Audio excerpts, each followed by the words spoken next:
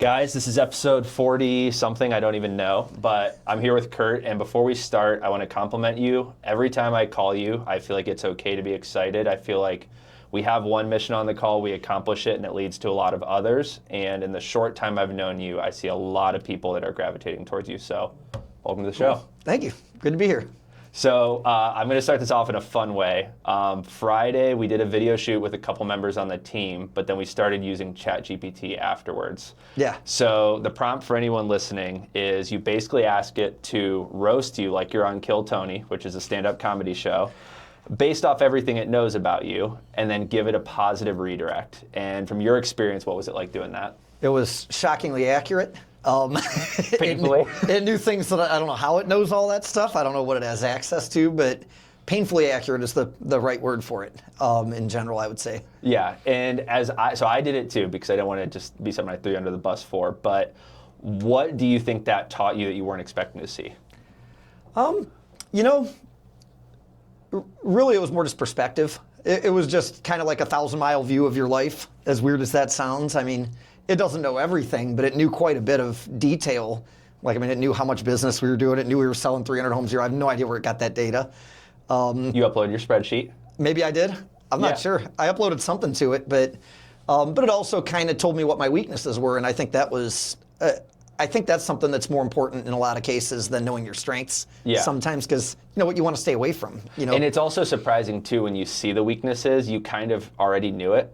Yeah. You're just getting someone else to say it or something else to say it in this case. A lot of it's making it more real. I think that in general, if I had a skill set, I plan too small. Like that's a weakness of mine. I don't think big enough, but I'm very good at execution. I'm very good at operations. It's what I grew up in. So, and I would say invention too. Invention too, I know you did that personality test that we talked about. Oh yeah. And it seems like everything you're doing right now has all been build mode. Yes. At least since I've known you. I like a nice little puzzle, and if I have that, I can do a lot with it.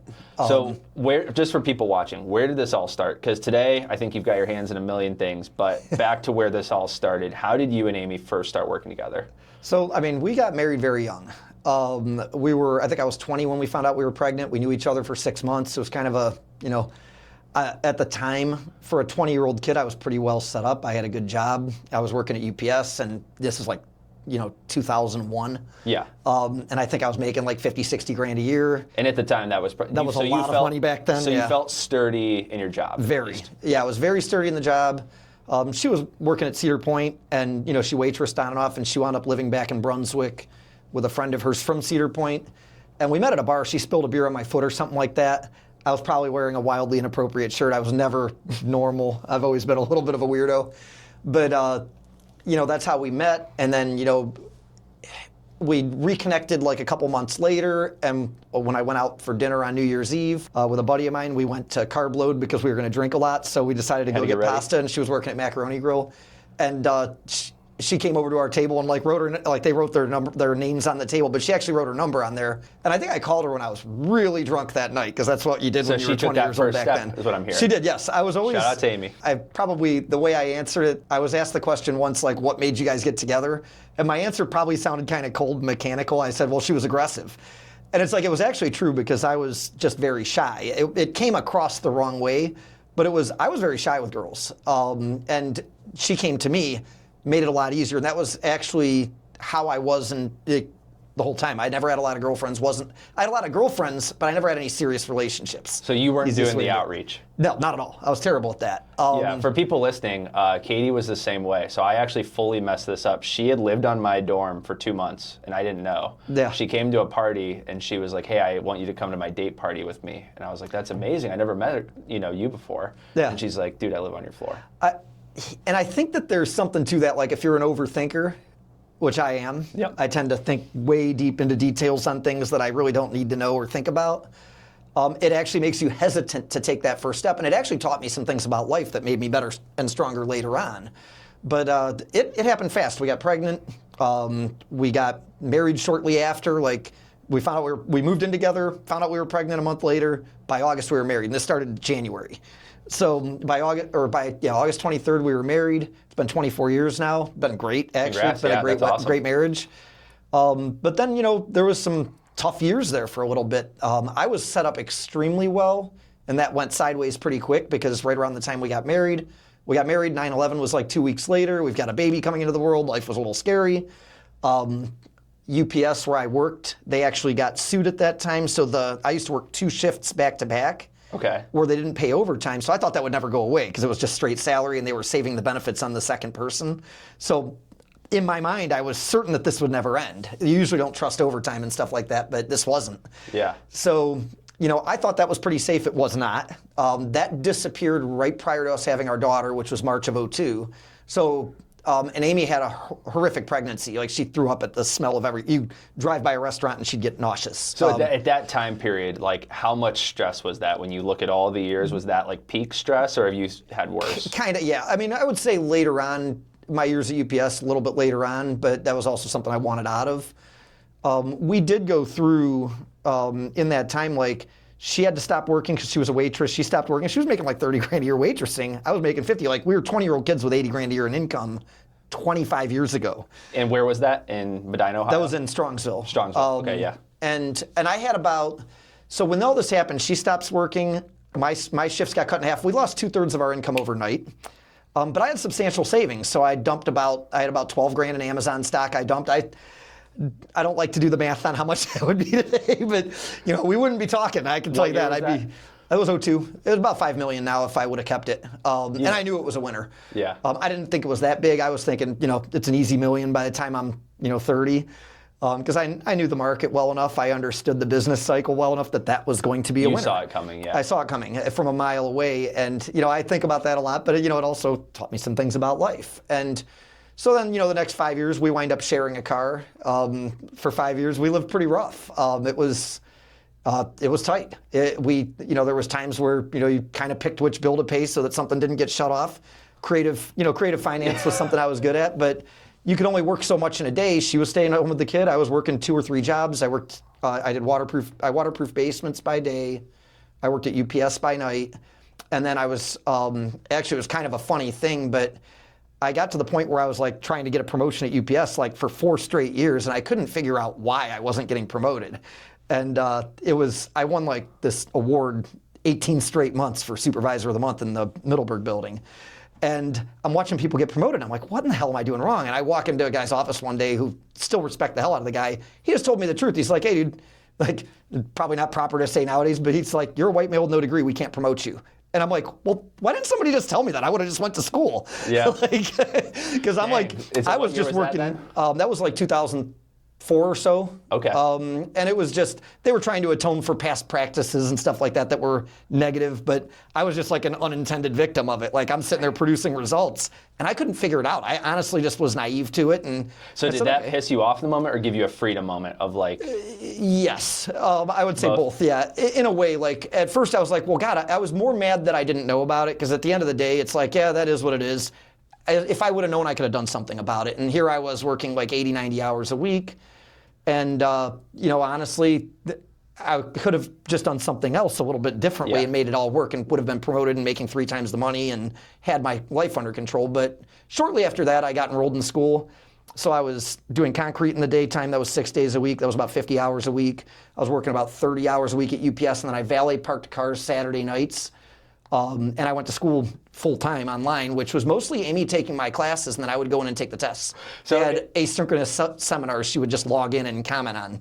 So it seems like you were doing service-based things to earn money, but real estate kind of kept sneaking in, This came in later, yeah. Because it's like I hear foundation repair starting, then it goes back. Then I hear concrete, and it goes back. So you've kind of always played both sides of like service sales and houses. When I was doing the concrete, though, that was just straight-up labor. That was like pushing a wheelbarrow full of gravel around. I mean, it was just crappy work. And how long did you do that for? About 5 years. Okay. 4 years, maybe even 3.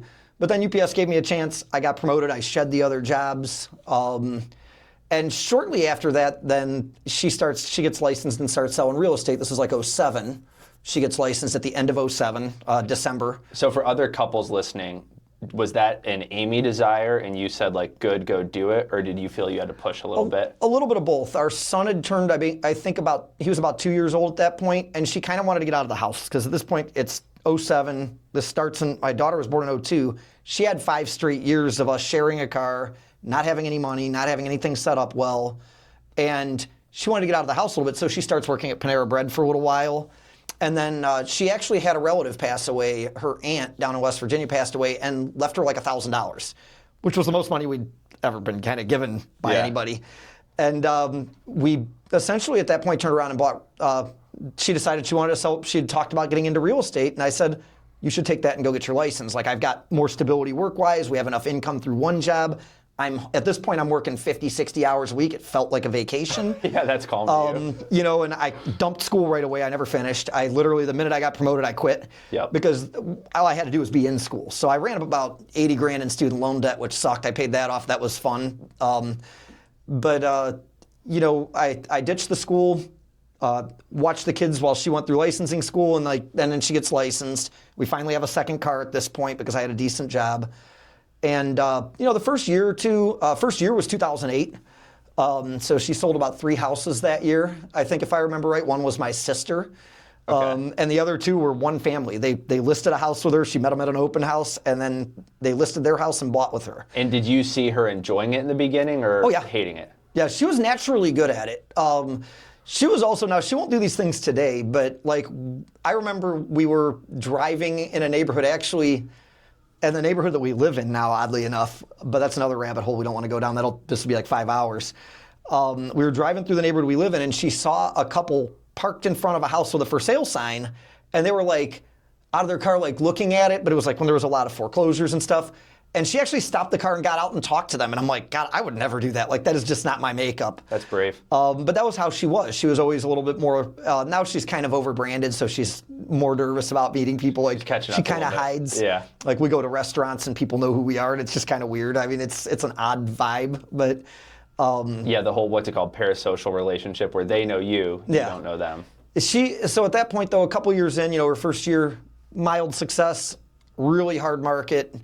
09 was sort of the same thing. And then I think about 2010, she gets a call from her office manager back then, because we were at a brick and mortar brokerage then.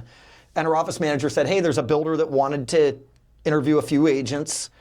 And, you know, I threw your name in the hat. He wanted, you know, female, youngish, somebody that could present his product well. That was basically what his criteria was. It's actually the same guy we're meeting in Vegas tomorrow. Full circle. Wild story, yeah. But she goes out to lunch with him. They meet, they talk.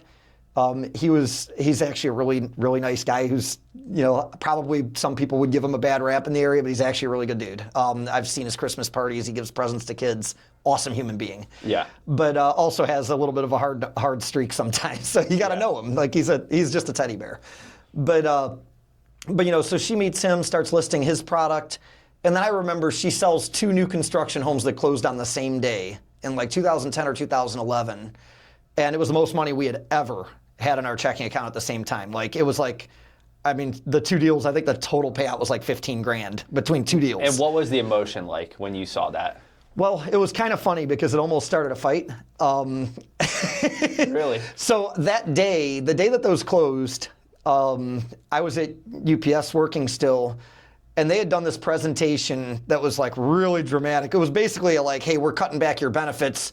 And they presented it as, we're going to go out of business if we don't cut this. And I have this, it's probably a mental disorder where I recognize trends really, really fast. And I immediately recognized it as BS. Like, they were taking advantage of the situation. The corporate world was moving away from providing benefits and pensions and things like that. To me, the writing was on the wall that those pensions and benefits would not exist by the time I retired. In that moment, I made a snap decision that I wasn't going to stay there. And this was like 5, 6 years before I moved, before I quit.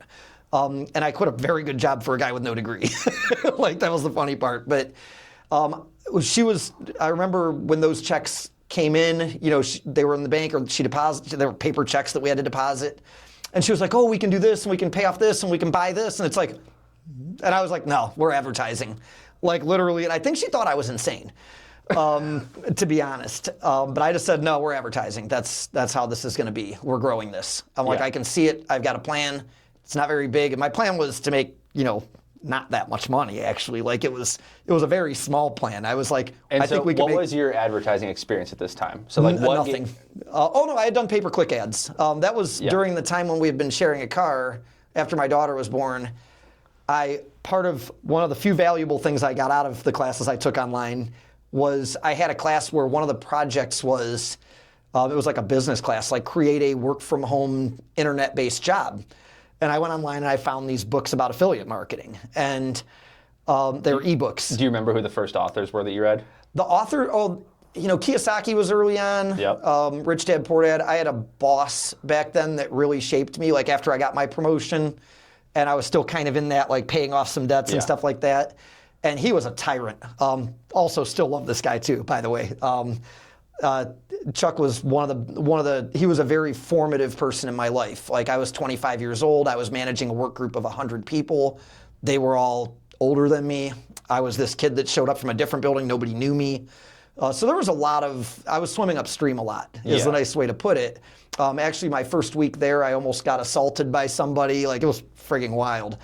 I had to call the police and an ambulance, like, all at once. Like, it was it was chaos when I took that job. But my boss, Chuck, was very good at managing his time. He ran multiple side businesses. He had a way about him of getting the best out of me because I'm usually pretty good with my back against a wall. Yeah. And he was really good at putting your back against a wall. And so he saw that in you and pushed it. I think it was, we just had natural styles that worked really well together, even though it probably didn't look like it at first. Like, I was very naive. I was in over my head pretty bad when I first took that job. They promoted me into a position that was probably like way too difficult as a first promotion. But looking back on it, do you think he did that because he knew you were a guy that performs with back against the wall? Probably to a point, but he was like that with everybody too. Some people responded, some didn't.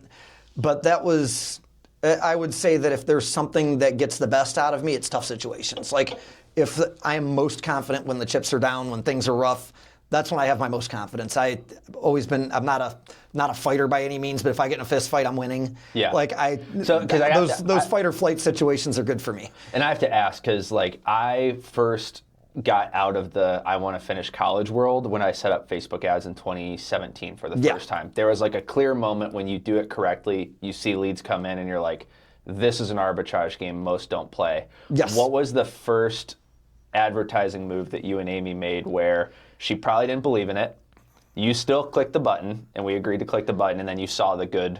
So it was a combination. I want to say it was direct mail first, actually, oddly enough. I started shipping tons and tons of postcards through a product called Every Door Direct Mail. You buy the whole postal route.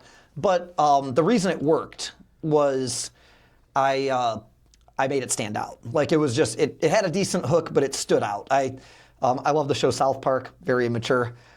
Still watch it to this day. The Realtor episode's my favorite one. The listing video. Oh, it's awesome. I actually want that background music on a listing that we have. I'm going to find the right client and we're going to do it. But boom, boom, boom. And then give you the GPT graphic to look like Cartman. I want that badly. But the first advertising product, one of them was, and the second was Zillow, I think. But the postcards we generate a lot of listing leads off of because I actually took, from a very early episode of South Park, there was one where Mr. Garrison gets a nose job, and it's like his cartoon body, and then the head is that guy from Baywatch, David Hasselhoff's head.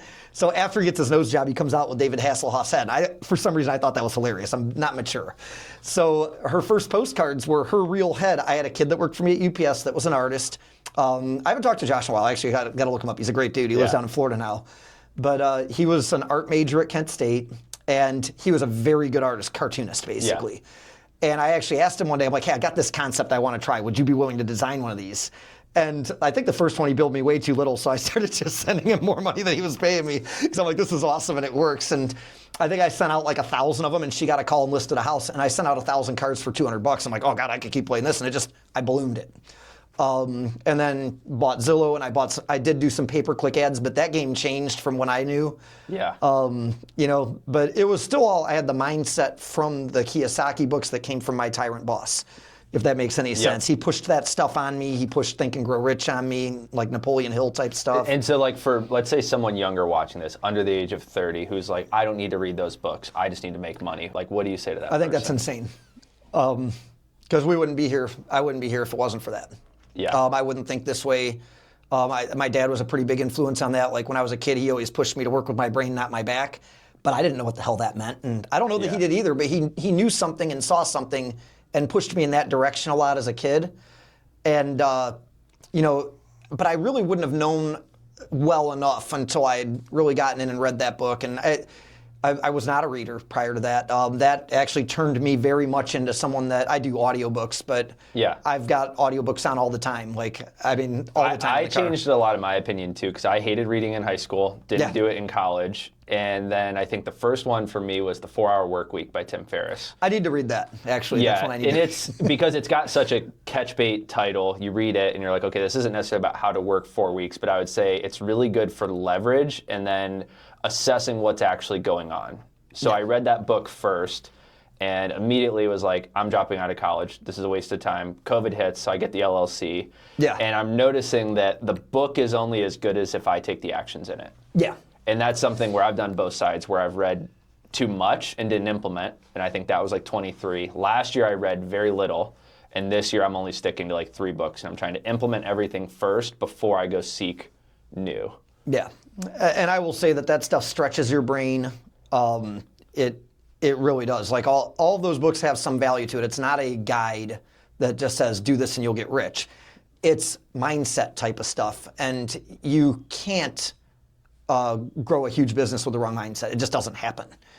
Because your brain is what holds you back. Like I probably have several friends that hate me because I'm constantly pushing them. Like, dude, you're better than this. I want you to do well. Yeah. And they don't believe me. Like, they don't believe in themselves. They get stuck in a train of thought where they're like, yeah, that's cool for you to say, but I can't do it. I hear that from I have like 5 or 6 people that I regularly push because I know what they're capable of. Yep. Because everything they do is done right. And it's like, if you can execute a vision, at the end of the day, if you know how to execute a vision, you just have to get bigger visions and you have to take bigger risks.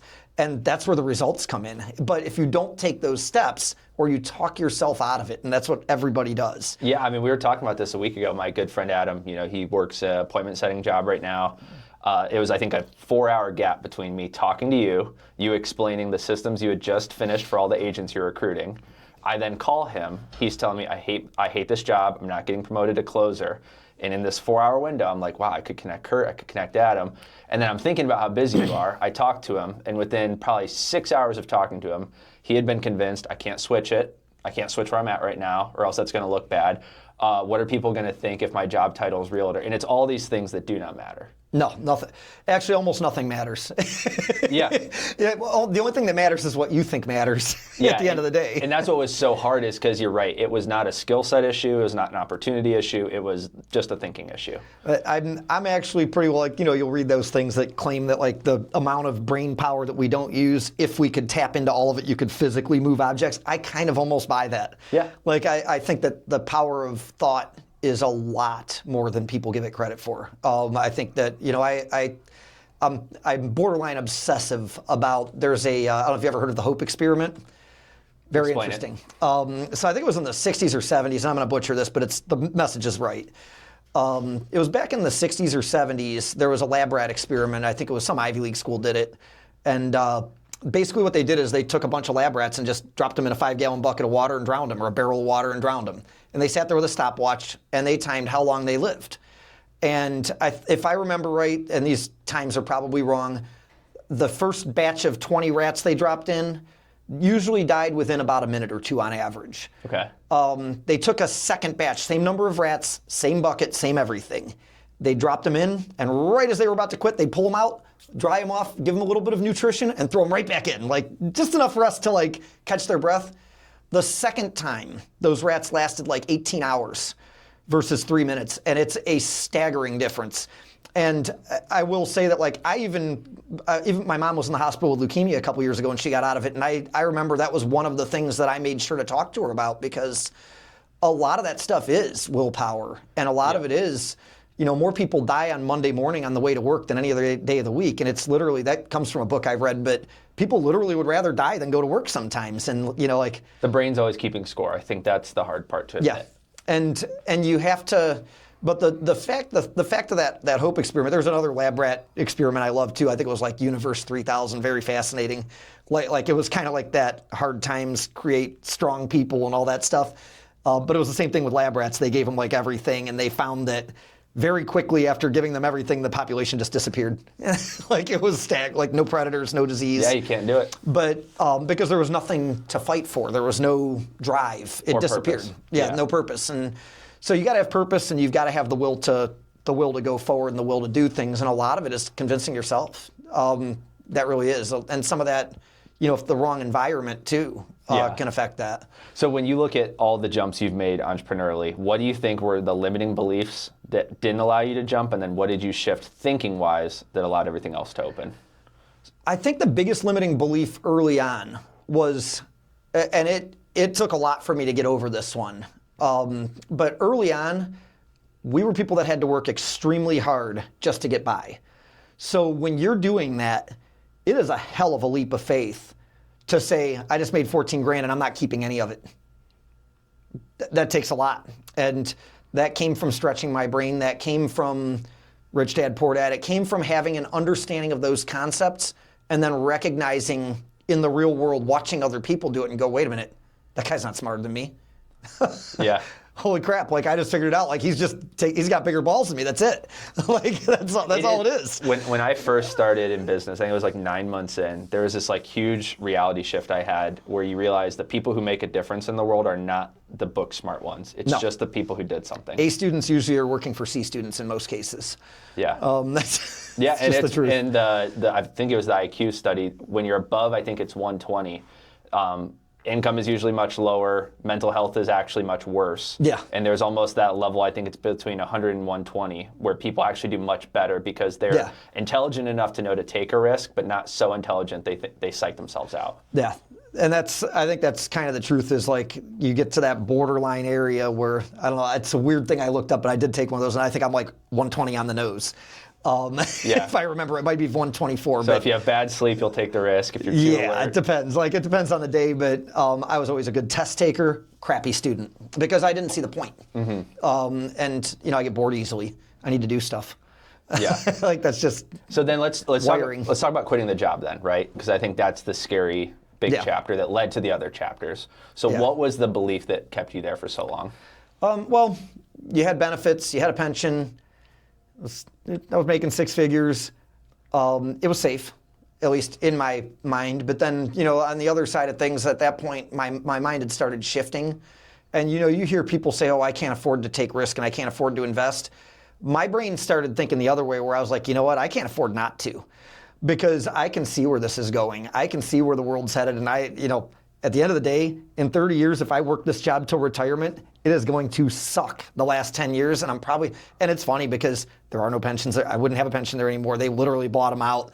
The benefits are crap. There's really no reason to stay there. So you took the right risk leaving. Yeah. And I will say that at the time, there were definite naysayers. Like there were people like, you're out of your friggin' mind. Like, I heard that multiple times because I was sitting in a pretty good job. They wanted to promote me. Now let me ask you this. Was anyone that you look up to now saying that, or was it just the people closest to you? Probably the people closest to me. But also a lot of random people at work, like, the loudmouths that are like, oh, it's like, okay, well, have fun at work next week. I'm going to do whatever I want. Yeah, I was going to ask, was there a part of you that saw the ball and chain on their ankle and understood that's why they're saying this? Yeah, because it's a coping mechanism for the people that do stay there, that do stay in that lifestyle where it's like, I haven't had the Sunday scaries in quite a while. That used to be a thing. I don't do that anymore. Like, actually, I don't even know what day it is half the time. Like, I open it up, look at my calendar, go, okay, I'm doing this today. Like, that's... Still tasks, still emails. Yeah, it's just whatever day it is. I just, I plug in, but most of the time I wake up, look at the calendar, and I could care less what day it is. The days don't have names to me. Every day's sort of a work day. Every day's sort of not a work day. And you guys, I think, are very malleable now. Like, what would you say to a younger version of Kurt and Amy about how free you are to travel right now? Take the risks earlier, but calculate them. And it really, a lot of it too is if you're going to take a risk, you have to be certain that you're willing to do what it takes to execute. I think that's, when people do fail, it's usually because they're looking for results too soon, or it's because they're listening to the voices in the back a little bit, and then when they don't have instant success, they're like, see, it was a failure. Like, that's what everybody says. And it's like, you gotta... And they're like hold. somehow intrinsically proud they're right, yet they don't have the outcome they want. Yes. It's like like confirmation bias. Like, I knew it wouldn't work. Like, cool, you win. As soon as it doesn't work the first time, they're like, I knew it. And then they go right back to doing what they were doing. And it's just not as happy. You know, like I would say that, like, I mean, we probably travel more than I want to right now, but usually it's for fun. Like, Yeah. But it's not, I wouldn't say usually. Most of the time there's a business element attached to it, but it's kind of cool to not have to. It seems like you guys live very orchestrated. Like, that would be the compliment I give you, that I think sometimes it's business and life, but it seems to, they seem to serve each other. Yeah. And I think that's something like Katie and I are in the process of figuring out right now, is like, how do we do this mix? Because, like, it is fun to travel for work and meet these people. Yeah. And then also have that day, like you said, where it's like, yeah, I'm going to go get the deep tissue massage, chill out. Yeah, Probably just do some that's computer probably work. going to be a couple days while we're there. We'll have the laptops, and yeah, that's the plan. And you know, it's weird because when I still think back to how we started out, and we were alone. I mean, it was us. That was it. Like, there was all the help you had was at the end of your sleeves, but it was also all the help you needed. You know, like, I have working arms and legs. And that was what we had. So that's what we used. How have you and Amy done a good job of, like, knowing roles and strengths? Like, I meet a lot of people that ask me, like, how do Katie and I do it, and we don't know. Like, I don't have an answer to that. I might not have an answer either. Some of it's just like guesswork. We just fill in what needs filled in and then go on from there. Like, I'm pretty comfortable taking on almost anything. So it's one of those things where if there's something that needs done, I know I can handle it. It's just certain things I need to get off my plate, but I don't. But at the end of the day, like, it's not going to be worse than digging holes and, you know, being a ditch digger. So Putting concrete there's in. nothing to be afraid of. Like, it could be way worse. Yeah, I mean, I think that would be a fun question to ask you. So for someone right now who's at that concrete job they hate, or some delivery driving job, or sales role where they don't get paid enough, like, compare your worst day as a business owner to that. You know, there's days where the thing as a business owner is it doesn't go away, ever. Like, and so comparatively, if you don't manage that part of the process well, you can have very bad days as a business owner. Now, we're very careful about who we let into our life and our business now. I used to not be, but I have, like, literally my criteria is no assholes. Like, that's literally what I keep it simple. Get that out of your life, and life gets a lot better. Is the biggest thing I found out, is you have to get the people you get those people out of your life, and things get better. But comparatively, even my worst day like this, even though it doesn't go away and it's wake up to go to sleep, I'm not, you know, I took a shovel to the head here. I got a nice little scar. That doesn't happen to me anymore. And it's also, the reward is a lot better. You know, like, I was doing that and barely buying groceries, you know, and barely making car payments and barely getting by. And, you know, even on my worst day, it's like, what was that, like a scene in Wolf of Wall Street? He's like, you know, when I have my problems, I'm not showing up in the back of a limo in a $5,000 suit. But I do have it a lot better than I did. And that perspective helps, because I don't feel, when I have a bad day now, I don't feel like it's a bad day. Yeah, it's like, oh, I need to correct this thing. This needs fixed. It's just more stuff on the pile. I would say the only thing that happens that gets to me occasionally is if I overload with tasks, or if I get too much on my plate and I start going, like, half finishing this, half finishing that. And then there's a I get giant scattered. half-finished list. Yes, and when that starts piling, that's when I feel it. But in general, you know, if you've got good people around you, that can all be fixed, you know, and that's why I really focus on the people too. Yeah. Like, that aspect is very underrated of running a business. Like, it's any business. If you're a landlord, it's who's the tenant. That's what matters the most, literally. Yeah. If you're running a business, it's who you employ and who you do business with that matter the most. That greatly determines the outcome and the way that it feels to you, and the way that, you know, the way that everything works. It's who you associate with matters a lot. Yeah, we had to do that, like, I think it was 6 months ago, where I signed up for business coaching, and they were like, what's the best parameter for, like, your ideal client? And I found myself saying that. I thought they were talking about, like, city, team size, all these things. I'm like, to be honest, like, there's just certain insecurities and, like, personalities I can't tolerate no matter how successful they are. Yeah. And for me, it was hard to do. But, like, for you, what was the big moment in your career where you had to, like, acknowledge I'm in a situation I hate and then move? You know, honestly, we've had it happen a couple times where it was usually, well, the leaving UPS was one. Yeah. Like, that was, I acknowledged I had a bad situation because I knew it was going nowhere. Like, and it was kind of funny because it was a leap of faith when I did it, but it was about 2 or 3 years before I left there. I was not fully committed yet. In my head, I was going to do it eventually, but I got walked around the building. It's a pretty big building there by a guy that was our region manager who I actually really liked. The guy was kind of a hard head. I loved those kind of people, like guys that would just kick your ass. Like I think my proudest moment when I worked there was that guy Chuck I overheard him telling someone I had a cast iron ass, and I was like, all right, I got one. Do you think it was because it was the first real thing people said? Usually, yeah. But when I walked around the building, the guy that was like the region ops manager, he ran like a third of the country. He really liked me because I learned something, and it was a little manipulative in a way, but I learned something about corporate America in general is if you just eat the issue and say, that's on me, here's what I'm going to do to fix it, you get left alone. As long as you produce the result eventually, they leave you alone. If you try to make up excuses, they're all over you. So I learned pretty young to just say, nope, that was my fault, here's what I'm going to do about it. Just take full accountability, no excuses, I'm going to do it. And if I failed the next day, well, better figure it out. Yeah, eat it again, but you had to move the needle. And so when he took me around, he liked me a lot, and he took me on this walk around the building, and it kind of felt like something out of The Godfather. Like it was like, like on a long walk, kind of slow, and he was talking to me about my future. And I remember where I stopped. It was PD8 in the Middleburg Heights hub. It was right by the Erie View slide, like a little area in the building that was kind of dark and underneath of a bunch of conveyors. And he was talking to me about my future. And I stopped him mid-sentence. I said, Tim, I got to stop you. I'm like, I don't want to waste your time. I respect you. I'm not going to be here in 5 years. And he was kind of disappointed, but he was talking to me about my 5-year plan. He goes, I think that, we want to promote you to this position, then this, then that.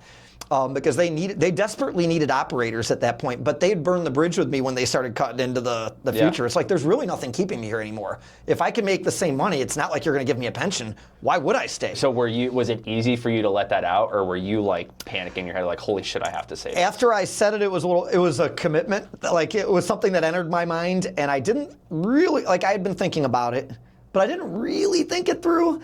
But once it came out, it was like that, oh shit, I can't put the toothpaste back in the tube. It's out now. And I think I basically just shut down I burned the bridge. I had no chance I basically shut down any future chance. And he did, technically I did. He said that if I ever changed my mind to let him know.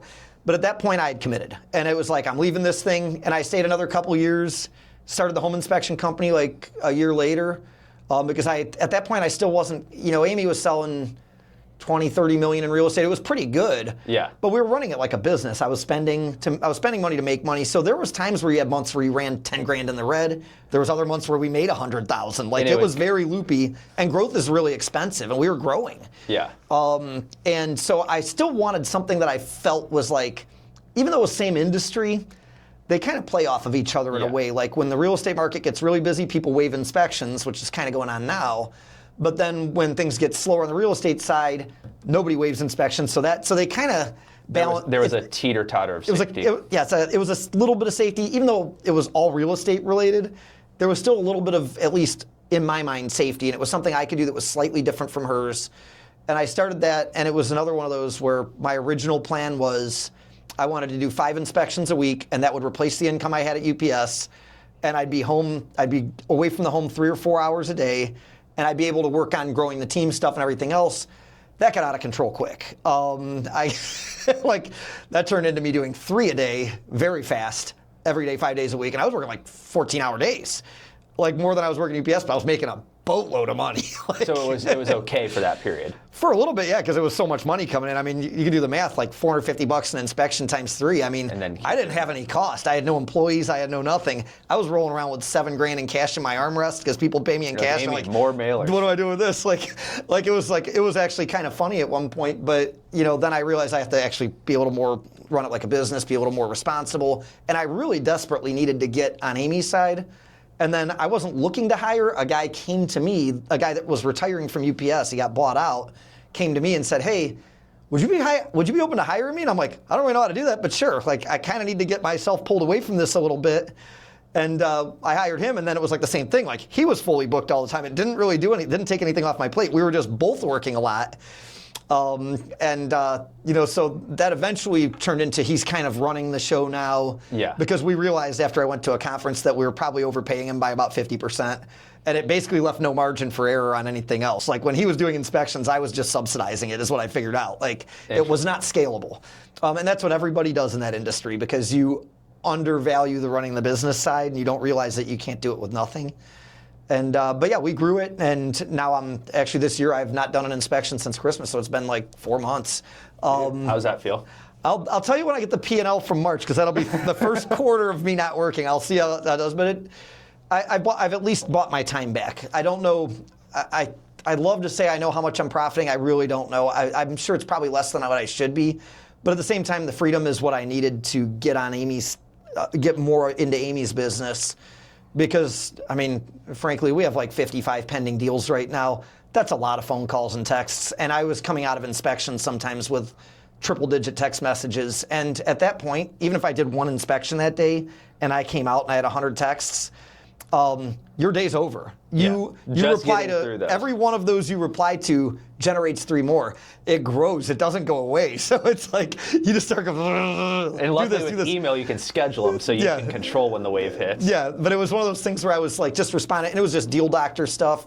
It was the part of the business I like helping the agents, work their way through a tough transaction or helping a client get out of something they don't want to buy anymore.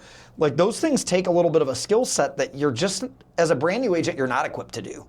And honestly, I don't know that anybody's ever effectively trained that, like how to really handle transactions. Some people are naturally good at it and they excel, but like there's a reason 80 to 90% of the people fail out of the industry in a couple years. Like it's hard. You wake up unemployed the day you pass your test.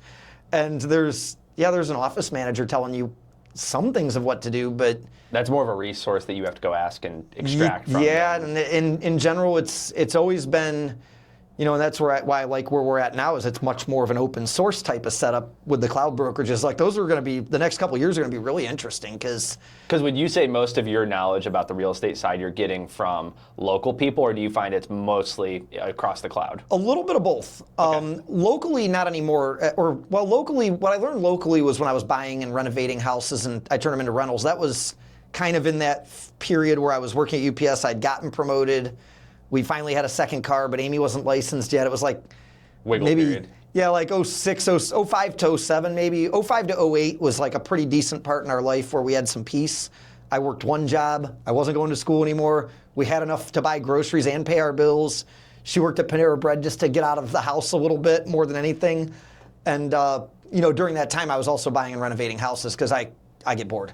I need stuff to do. And like Chuck and thinking about buying a gas station. Yeah, that's actually come up like it's crazy, but that was something that for everyone listening, the ChatGPT roasted him and said he's probably buying a gas station he hasn't told anyone about. And then you said, I said I actually did look at it last year. I looked at one last year. I will buy anything that looks like a good thing. And it's funny. I had somebody mention it the other day, like how many businesses do you? And I'm like 6 or so, like. Maybe, I don't know. I'm like, I forget stuff. Like, well, there's stuff I'm involved in that I forget I'm involved in.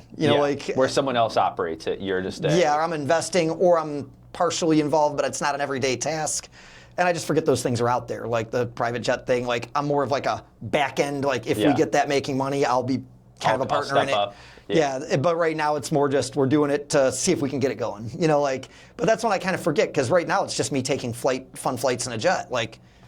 I never thought I'd be doing that, so like that's cool. But but then there's all these other things like that med lab that we bought. I just kind of helped on the back end with the financing. That was somebody that I worked with at UPS that honestly, it was one of the many people that I've pushed and said, you're too good to be doing this.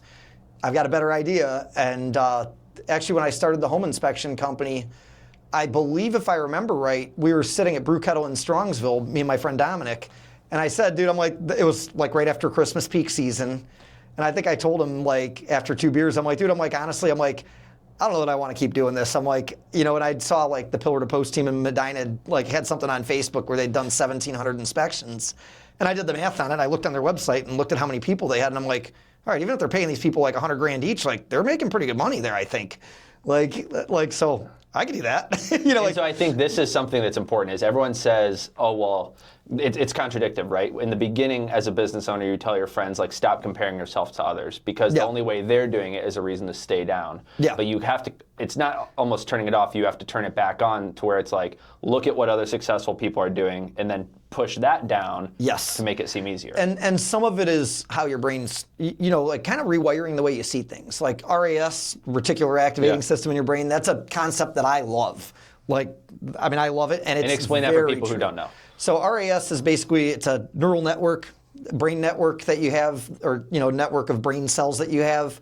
It's really a primitive filtering system for your brain. So it was designed, assuming that we were designed, but it was basically an evolutionary or design structure that your brain had that allowed you to identify threats quickly and run from them.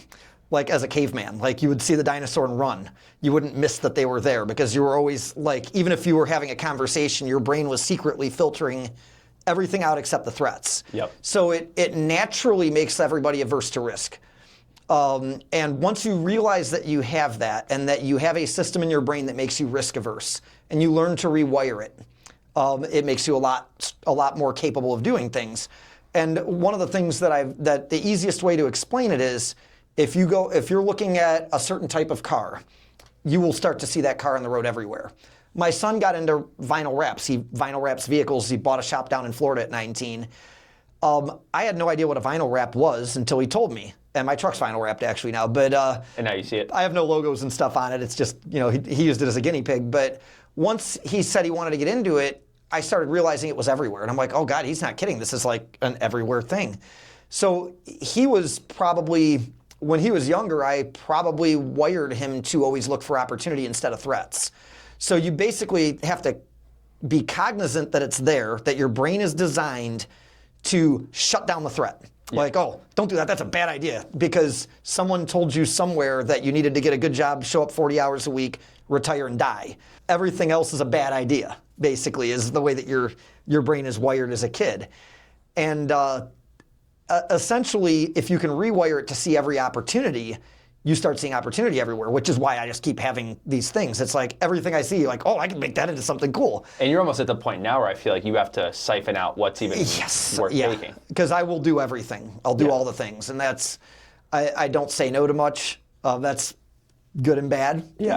Like it's got its upsides, but I think that at the end of the day, that is something where you do have to dial it back at some point or you'll run out of time in the day. Yeah. And yet you can be more picky, but I am, where my friends see threats, I see opportunities, and it's a very weird thing. It's almost like I don't live in the same world that other people live in sometimes. And so how has that helped you? Because like one of the things I always try to ask people on an episode, because I'm sure we'll talk again, but I always like to know like what are you figuring out right now? So like what do you think in this current phase is Kurt figuring out actively? Right now I'd say that it's more so just the opportunities that I'm looking for are more tech-based.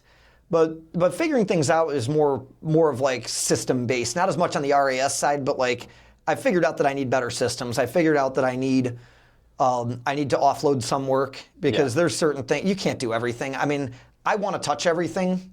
I want to have my hands in everything. I want my fingerprints on all of it because I've got a lot of trust in myself because I know like if shit gets hairy, I know I'm going to get out of it. And I think that's one of the biggest things is learning to trust people is probably what I'm trying to learn or figure out at this point.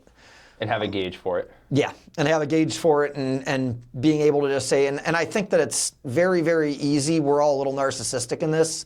It's very easy to underestimate what other people are capable of when you're trying to trust them. And that's something where I'm valuing myself way too highly on some of that. I found that you bring people in and give them some responsibility, and sometimes they're incredibly capable.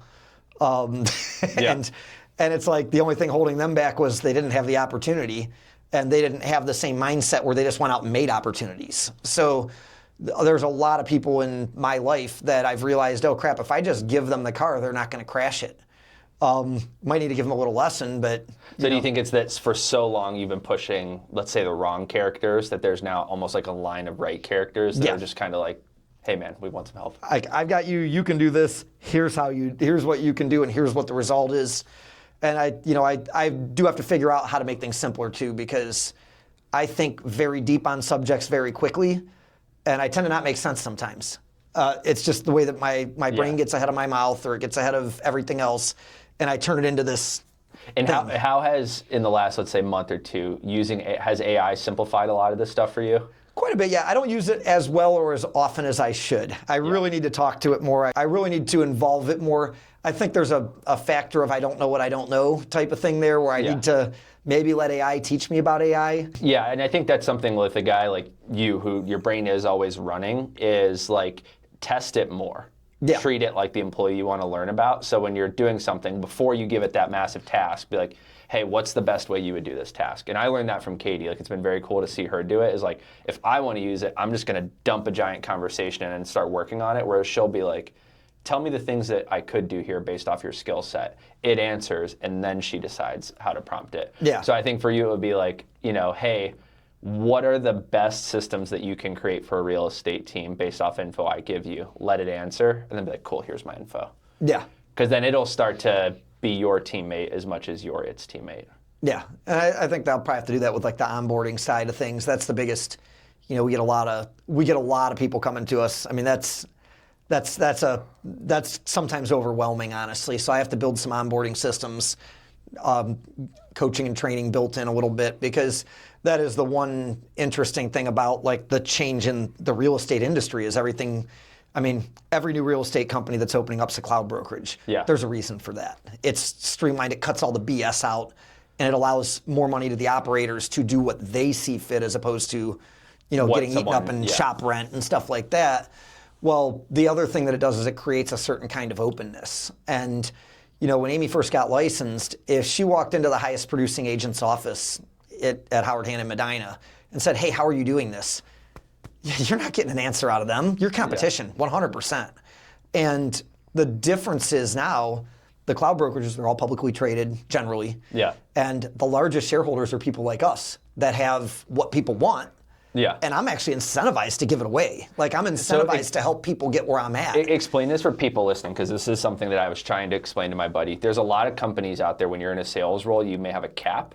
And not like a real estate cap, but like, hey, if you sell this many, you're only making $90K a year. And then everything after that, I don't care, we take it all. Explain how if someone decides to work with you, it helps both parties. Because a lot of people, they don't understand this concept. So depending on how it is, so there's people on our team, and then there's people that are off the team that we just help. And what I'm trying, my vision with it is to build like a coaching and training platform, which a lot of people have done. It's not reinventing the wheel, but just a different style of it. Because some people will respond to how I teach it. Some people will respond to, like Tina Call down in North Carolina does it. We'll probably teach things differently. So some people will see how I talk about it or how our team talks about it and say that's what I want. But on the cap structure, the brokerage has a cap where they only take X amount of dollars from you, and then you keep 100% the rest of the year. So once they've made 16 grand, the agent keeps the rest of it from the brokerage. Now, if they're on the team, it's a little different because we're supplying lead flow, constant coaching. Yeah. We're available. We're very available. Honestly, so I think if we had a fault, we're probably too available. And I think that's something I want people to understand is like when you say I can support them, like not everyone, like we found out at Video Day, not everyone gets leads. Not everyone gets a system to even manage the leads. Yeah. Not everyone gets to call Kurt. Yeah. And with our team, though, they do. That's the thing is we do have that with our team, and actually even people in our organization that aren't on the team, they all have access to us, which is kind of cool. And because the reality is, as someone that's got a bunch of stock from that company, I want the company to do well. But also, if that agent becomes wildly successful, I get a little bit of that success. Yeah. So you build there's guys in Cleveland that are doing extremely well on that. Like Al does very, very well. Yeah. And that kind of stuff. It really incentivizes me to give those secrets away, if that makes any sense. Yeah. Because it's all just a game of who will implement. Yeah, and at the end of the day, if they're successful, I'm successful. So it really opened that up. Whereas, when Amy first started, there's an office manager there, but that office manager never sold more than $7-8 million in real estate in a year. How can they help me? Like when we moved from where we were to the cloud brokerage, we had an office manager whose peak year was $8 million. We were doing almost 40. Yeah. They don't even understand my problems at all. They have no idea what my problems look like. Different game, different staff, different systems. Yes.